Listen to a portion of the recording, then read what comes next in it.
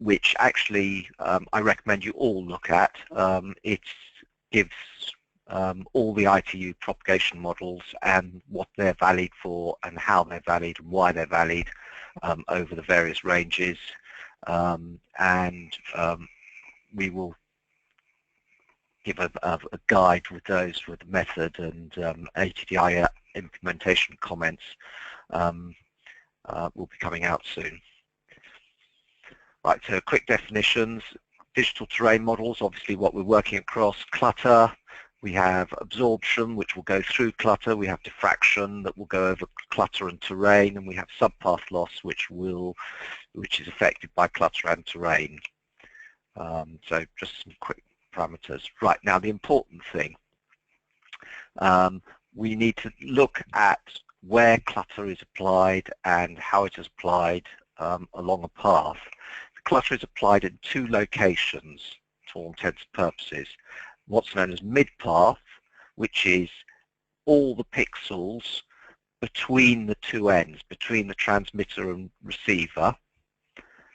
So a mid-path clutter height can be applied, and an end of path or beginning of path clutter loss correction of some sort can be applied on where the receiver and transmitter are. So you'll find later on when we start looking at this in detail that there's two sets of settings, and there's a settings for the mid-path clutter and there's a settings for the terminal clutters, and these are some of the changes that we will see. And we'll go into what the calculation's doing there. So in general, the clutter parameters that you are used to and is in standard in ICS Telecom at the moment is we have clutter dB per kilometer. So every time it the path crosses a clutter of this value, if there's an attenuation in it, it will lose some loss.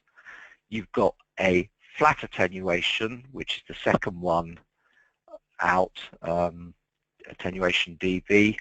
This is only at the received pixel. So going back to the previous one, that is only the orange area, i.e. the receive or transmit pixel.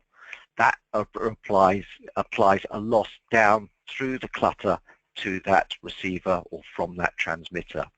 And then finally there's the clutter height, which is of course the yellow area, the mid-path. So that the clutter height only applies to the mid-path. There is a slight subtlety also in here, in that there is a diffraction factor. If you actually think about it, when you define clutter, you've got woods, for instance. Well, where's the sort of diffraction point on a tree? It's not at the top of the tree, and it's not at the bottom of the tree. It's somewhere in between, and you'll see, for instance, that for a forest, it's taken at 0.6 is where the diffraction factor is taken, so 0.6 of the way up the tree height. So those are the clutter or traditional clutter mechanisms that are used in ICS Telecom to model the radio path. So obviously we have clutter at the ends. On the left-hand end, you can see a slight light blue area. You have clutter heights in the middle, on the pixels in the middle. The green squares are indicating the pixel resolution as one goes along. And the clutter heights apply the clutter, and the path is then geometrically made by by the various methods over the top of the terrain and clutter. So we're really going to look at, in series, 1812 and 45216.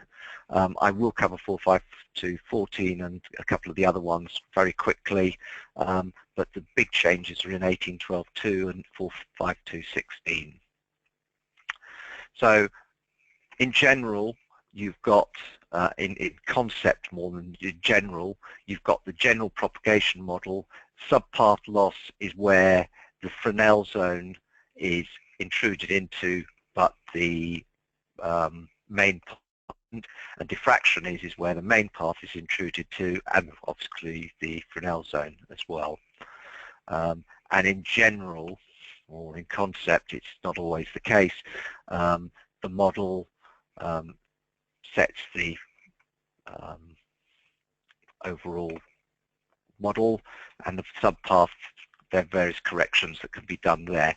In general, please, if when you select a model, it will set a set of defaults. If you want to change those defaults, obviously you can, but you need a good reason to do so, and please check that it produces good answers, because you can literally take diffraction into account twice if you started fiddling around with preset settings or changing them. So we'll look at two methods. There's the Daegu method, which calculates up to 3 intrusions into the Fresnel zone, as shown in the picture here, and it uses 525, 526, 11, which is the last Daegu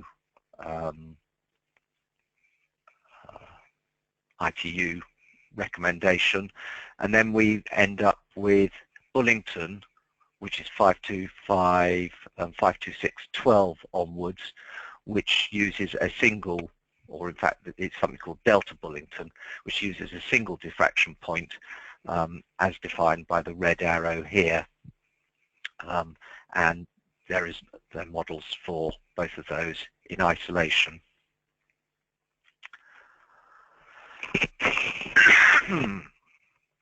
Right, so, and here is the general ITU 114 output, or what the propagation model's used for. So you can actually look up 526, 12 and 13 and later are valid from pretty well 10 megs all the way up to any frequency that you're likely to be, or we were likely to be working with. And there are other modifications such as fog and rainfall that can be added to these as well. Right, 452.14. This is where we begin. This is the old 452.14. It uses fixed clutter codes. In other words, clutter code 8 has an HA, that's a mid-path, a terminal loss of 20 meters, and it's 0.5 or 50 meters from that location. And this uses the Daegu method, and this is the old method of 452 calculations. And because the codes are fixed, you must an ICS Telecom standard clutter setting as clutter map. Clutter code 8 must be this and that and whatever, and there are a set of rules that go with it. Since then, 452.14 has been updated. Hang on, let's just, with 452.14, the following menu will come up. So you can set percentages as times. It will look up various things from other recommendations automatically given the path or centroid of the path. Actually, no, it's the receive terminal of the path that's pointed, that is taken, and the standard clutter settings. And there is also a diffraction method in there. So there's actually an error in 452.14. You can, if you select the bottom one, it will do 452.14 as it is written, but there is a discontinuity in there, and if you click the top one, it will remove that discontinuity.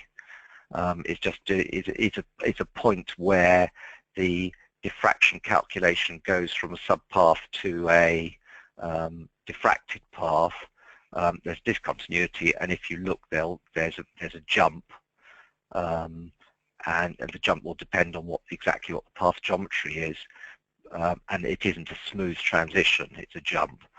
Whereas if you use the 52611, there's a smooth transition. It's obviously 45214 is an old recommendation, and you can use it if you wish or not, but it's an old recommendation. So the new recommendation is 45216. This has some fairly big changes in it. It is exactly the same as, it's not exactly the same, it does the same thing as 45214 in the same frequency ranges, limitations as shown below, except it uses the Bullington method, and it has some changes in the clutter and how it deals with clutter. So here we have the 45216 clutter options. Okay, when you do 45216, it will come up with this. If you want more help, put your mouse on it and press F1, and there is a help file which I've just written that will come up and will help you on this. Okay, so you've got two sets of clutter heights. You've got the profile height, so this is the clutter from inside the yellow area to all intents and purposes. This is mid-path, so this is clutter from not pixel 1 but pixel 2 to pixel n-1. So this will add clutter height to that. Okay, and then you've got the nominal height at the terminal. So this only adds clutter height to the terminal location. And then there is a distance, which is the third field here, which is the distance the receiver is away from the terminal clutter height. So what it is doing is a diffraction down into that from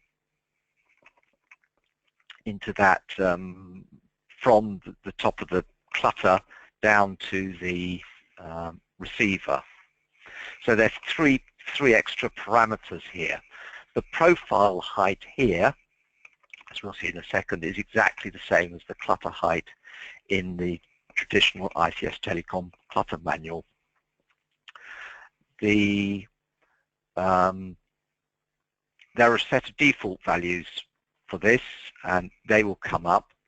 Now note, if you want to use 45216 strictly, there is no clutter height in mid-path used at all. Okay, so that should be set to 0. So that's if it is a strict reading of 45216, that should be set to 0. But obviously it will apply terminal clutter heights at the end. Whether that is right or wrong, I don't know. My general feeling is something along the lines of, well, if there are big forests in the way, you do want to add some clutter height to it. So, but if it's just the odd building, you don't. So it's up to you. So that's 45216. As I said, also at the bottom you can set up the default values. It says default and default 452 on the right hand side. So default will set up the clutter values, clutter names, and default 452 on the right hand side will set up the clutter, the recommended standard clutter 452, and you will see if you press it that all the profile heights will go to 0, and the terminal heights will be populated. One of the advantages of this method is that if you have a non-standard clutter map, you will be able to apply this to a non-standard clutter map, which of course you can't do with 45214. ITU 1546 is really a broadcast international coordination interference. It's related to ITU R370. We've covered it several times before. The thing to remember about this is A is non-symmetrical, i.e. if you do a path loss from A to B and do it in the opposite direction from B to A, they will not be the same and can be 20 or 30 dBs difference. And again, it has a way of mapping which propagation and which type of environment you're working into and the heights that are involved. So that's really for international coordination, and there's its limitations. Now 1812 is obviously latest and the greatest. This is a combination of 452, 525, 526, 12, Bullington, and takes into account terminal losses, etc., etc. And it has a fairly similar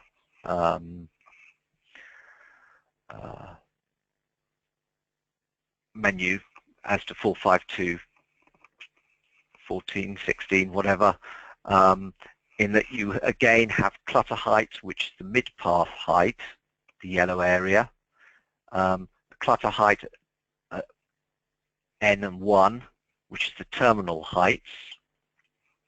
Okay.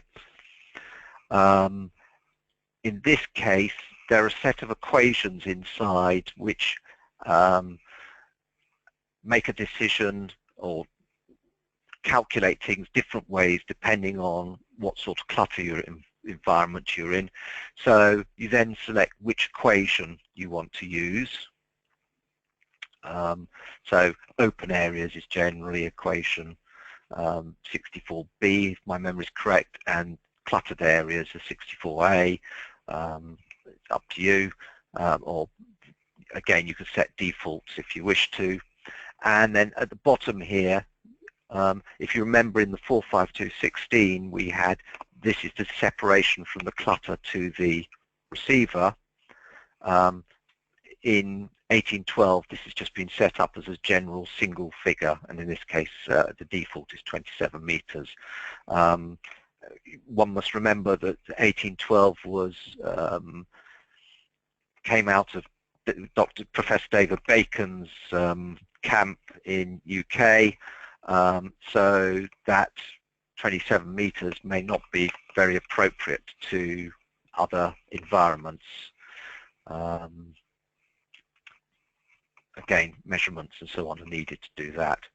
Now, one of the important things to remember about this is that there is a change in how the propagation model calculates, in that if the clutter height is higher than the terminal height, the calculation is done to the top of the clutter height, and then a terminal loss down to the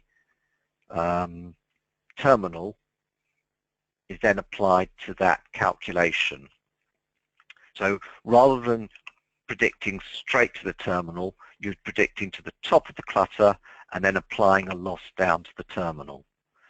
So if you had the terminal at 1.5 meters above the ground and the clutter was 20 meters above the ground, the path profile or the calculation, the path profile will obviously show the direct line between the two, will be to the top of the clutter and then from the top of the clutter down into the terminal. So that is a fairly fundamental change that will occur. And with this, you've also got you've got percentage time and percentage locations. The clutter height mid-path on the left here is the same as the clutter height in the traditional ICS clutter menu. Quick look at 528. This is the aeronautical model. It is it's an add-on DLL for some of you that have got it. The thing to remember with this is that there's sort of three areas that are involved. You've got line of sight, obviously, to aircraft that are line of sight, and then you begin to get subpath loss as it goes slowly over the horizon, you see it drop very quickly, and then once you're way over the horizon, you get tropospheric effects, which is why it's you get this sort of three-sectioned path. And the 528 standard will produce circles on the map. ATDI have implemented a 526 diffraction so that if hills and things are in the way, that diffraction will be taken into account for those of you who have the aeronautical model. Other corrections in the propagation models, well, there's rain, snow, fog, wave height, which effectively wave height effectively just adds a clutter height to the sea, and obviously reflections and things like that. We've also done some propagation model. I've been sent some kindly from Ofcom some measurements, 250,000 measurements of an area around Luton, as shown here. So it's a sort of urbanish areas and some suburban areas, and quite a lot of driving environment, open rural villages, parkland, suburban areas. And we've got we can do some correlation. So here we've got ICS Telecom on the map. While we're here, let's just quickly go and have a look at those propagation models. Model, propagation models, model. So if you go and look at 45216. I've got a quick question here. Yep. When was the Ofcom rain data released? When was the Ofcom rain data released?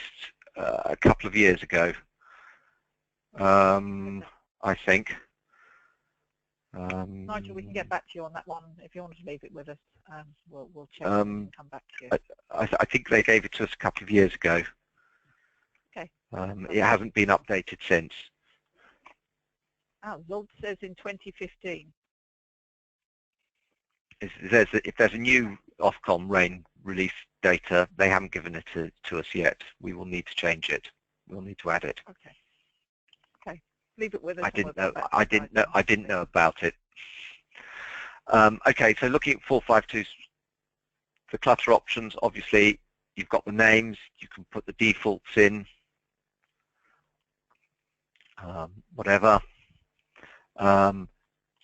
The heights, and if I hit 452 default, you'll see that the profile heights or mid-path heights have all gone to 0.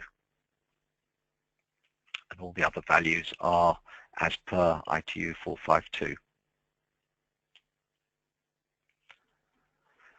If we go and look at the 1812 propagation model,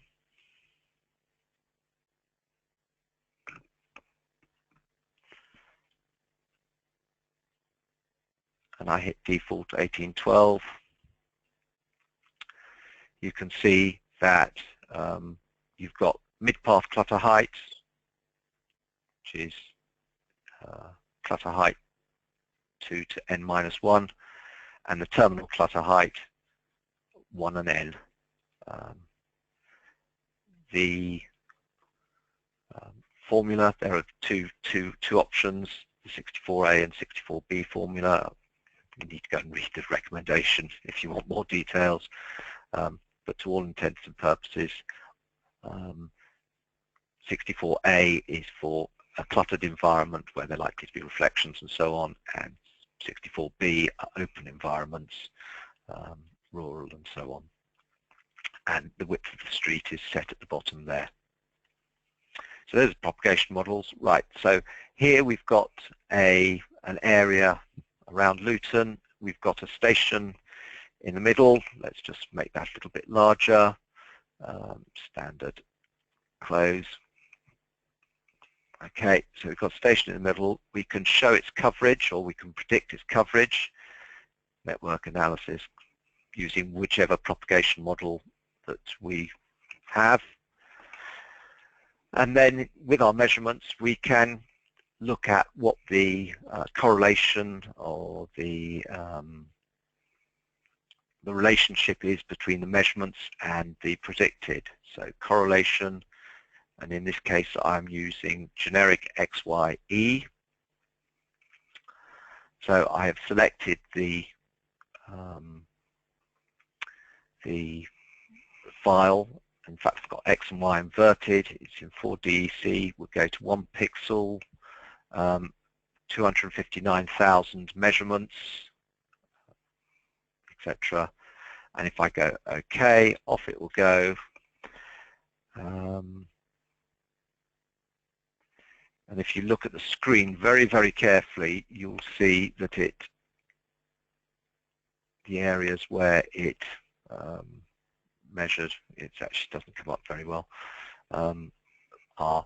And you end up with the following correlation. So at 449 megs, which is what this has done, 78%, 78.42% of the measured values were within 6 dBs of the predicted values. The standard deviation is 5.63, which is not too bad. Average error is 0.36 and a correlation factor of 0.93. There are various ways of processing this, and that's a completely different webinar. I'm not going to cover that now, but what I am going to do is I have done those correlations for a whole lot of different propagation models. So to start with, I have done it with a 200-meter DTM, and based on the Ordnance Survey and Ordnance Survey clutter, and I've used the different propagation models.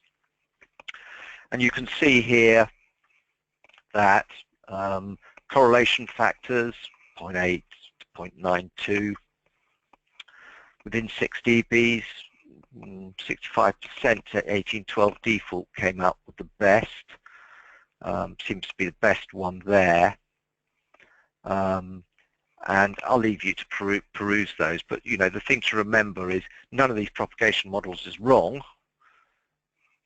They'll all be good in some areas and bad in other areas, and it's the thing with propagation models.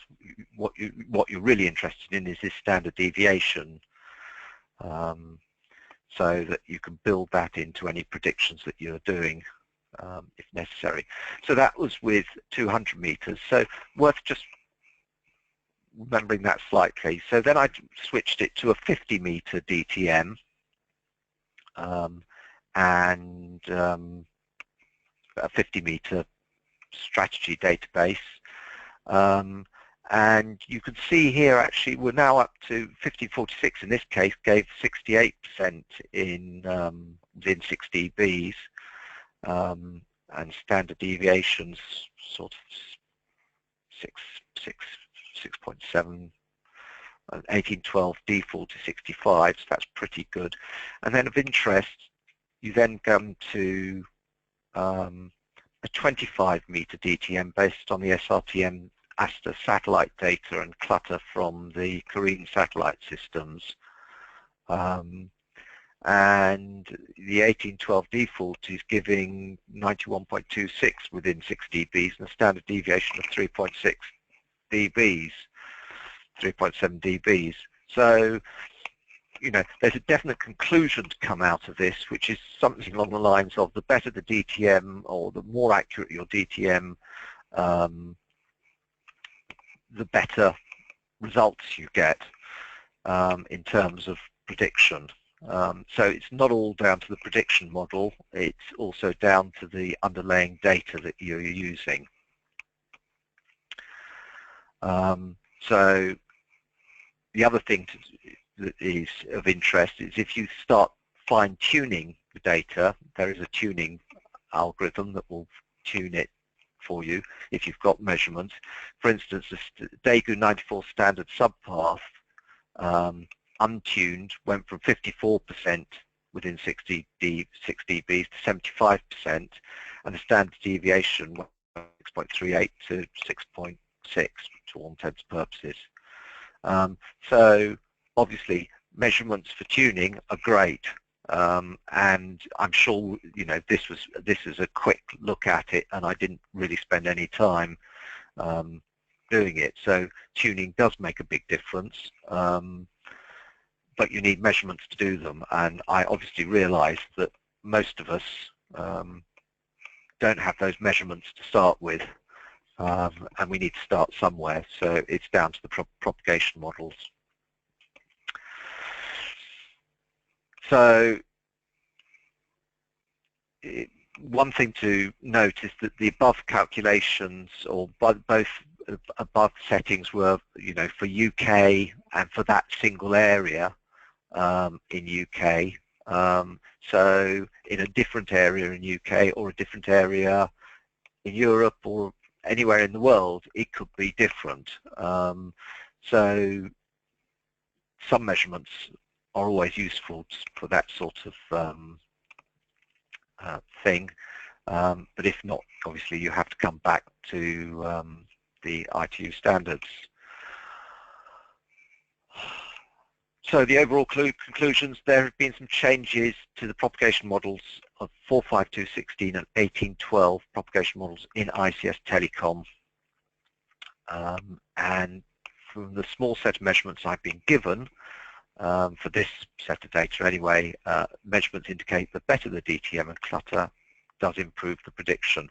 I do hasten to add that going to a 1 meter DEM or digital surface model or something, I think is over the top, unless you're talking about millimeter wave or microwave frequencies, in which case, again, it's debatable, and I'll have that debate another time, people, because in my opinion, it's if you go to 1 meter DTM, certainly in cities and whatever, they don't necessarily pick up things like aerials and cranes and helicopter pads and chimneys, which invariably get in the way. So I don't know. Anyway,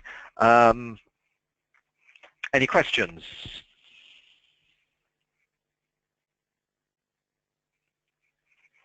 Okay, Nick, we did have one question come in. It was on propagation model 45216, the nominal height. You said this, Yep. this is added at the terminals. Is it not the HA value with the rec, which is the height of the local cutter at the distance of DK? Right, 45216. HA, sorry? All right, fine, fire away. HA is the nominal height.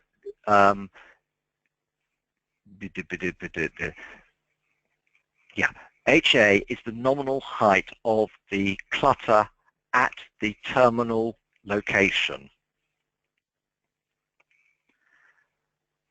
and it is added to the that location's point, and as from the 452 diagram at the top, if the terminal is lower than the clutter, the prediction is done into the top of the clutter, and then a correction is applied down to the terminal. Does that answer the question? Claire, does that answer your question? I can't see the question exactly as it's written. I'm just trying to... Okay, so she's asking, is it not the HA value in the receiver? Oh, okay, no, wrong question. Sorry, bear with me a second, guys. Sorry.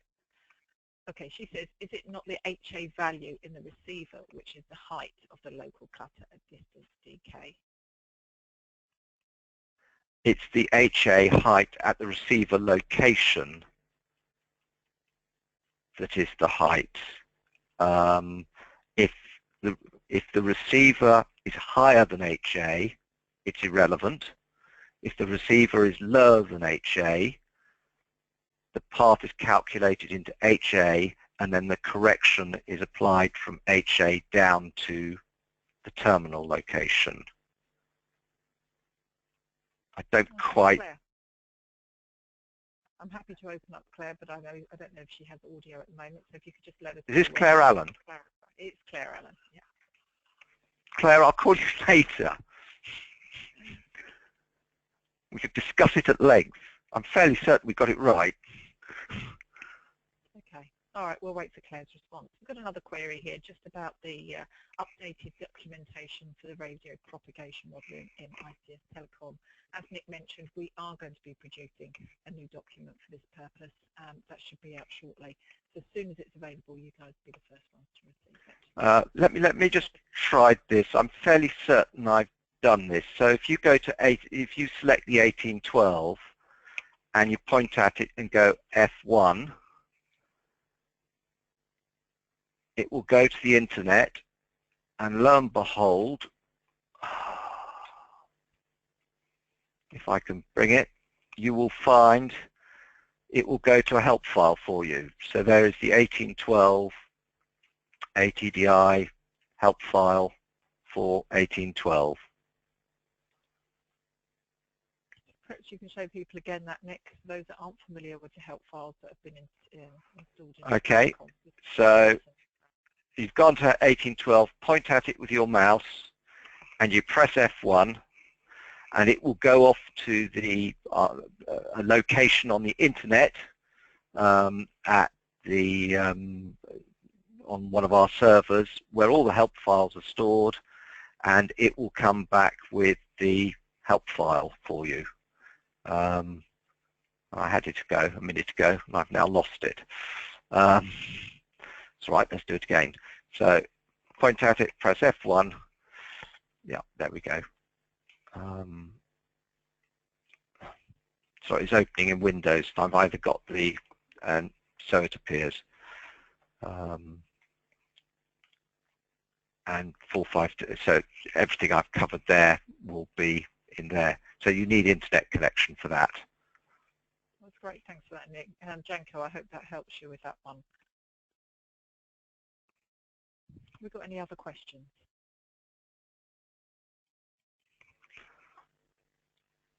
All very quiet today, Nick. I'll do just a few housekeeping things while I'm waiting, guys. Let's have a look. See what else we've got. Oh, we have. Okay, I'm going to open up for Claire. Just bear with me because I think she'd like to have a quick word. Claire, I've unmuted you. You can put your question to Nick now. Oh, sorry. I thought that was from before Nick said he'd give me a call. It's the P452 clutter doesn't work quite the same way as 1812, and I'm a bit confused. But I think it's probably something we should take offline. Yep. Okay. Nick, thanks. Nick will pick that up with you later. Thanks for that, Claire. Okay. Okay, just checking up any more questions we've got. Okay, from Duncan. Have any studies been done on the use of building clutter and resultant improvements in percentage and standard deviation? For example, is there any cutoff frequency where there is little or no benefit? So that's referencing the use of building clutter and improvements in the percentage of standard deviation, Nick.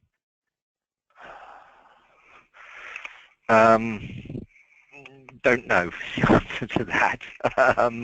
I certainly haven't had enough measurements to do anything like that. Measurements may become available at some point in the future to come up with conclusions like that. So at the moment I don't know, I'm afraid.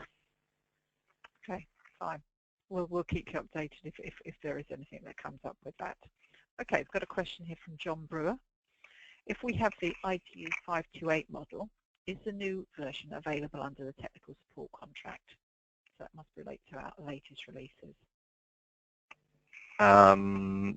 The 528 model, which is 528-3, the 528 model actually hasn't changed.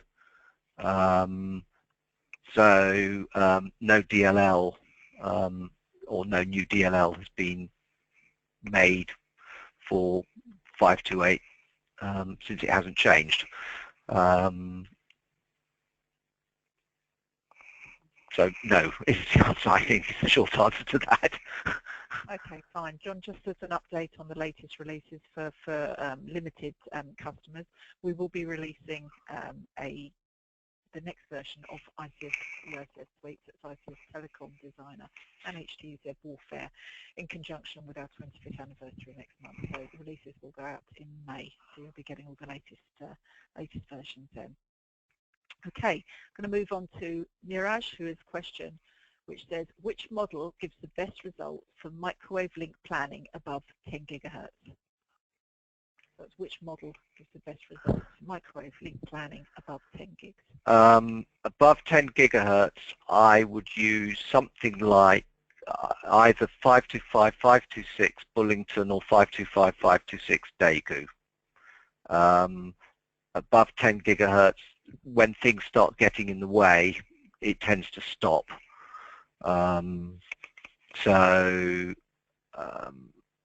Certainly I have more experience with the Daegu method than the Bullington method. I haven't yet really got the feel on the Bullington method, but considering that both answers are very similar,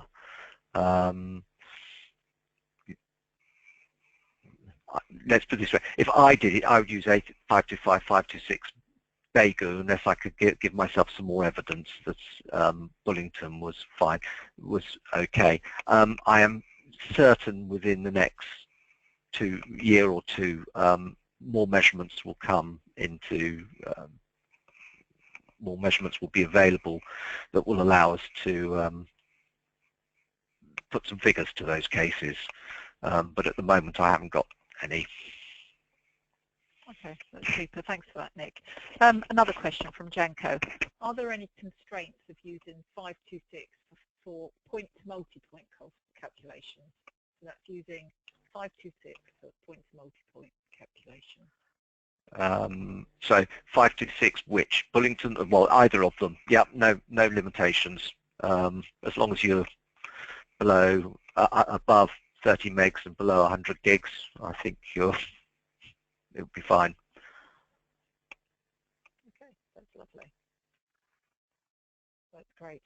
Any more questions? We just about got to the end of a long list of questions.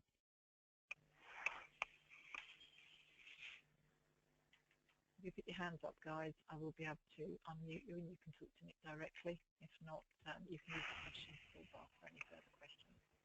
While we're waiting for a few more questions, just a couple of housekeeping things. We have got a couple of events coming up in May and June. You'll be sent shortly the invitations and the dates for those events. So that's a webinar on LTE modelling and another webinar on using vector layers and filters to analyse coverage. So that's our forthcoming events. You can always check out whatever events we've got coming up on our website, www.atdi.co.uk/events. We've also got a user group coming up at the first Friday of every month. For those of you that haven't attended one of those groups, please do join us. They're a lot less formal than the webinar events like today, and you'd be more than welcome. I think you'll probably find them quite beneficial.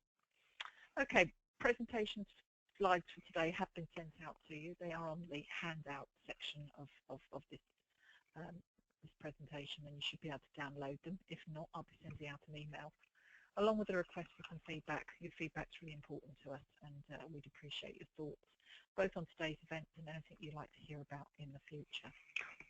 I think that's about it. Just one last reminder for those of you that haven't had or haven't had an opportunity to look at the members-only website. That's the website that we use, the customer portal. There have been some changes made to that.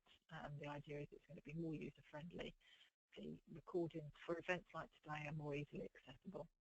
Got a hands-up question from, no, that's not that one. Bear with me. Just checking to see if we have any further questions, Nick. Otherwise, we'll finish off for today.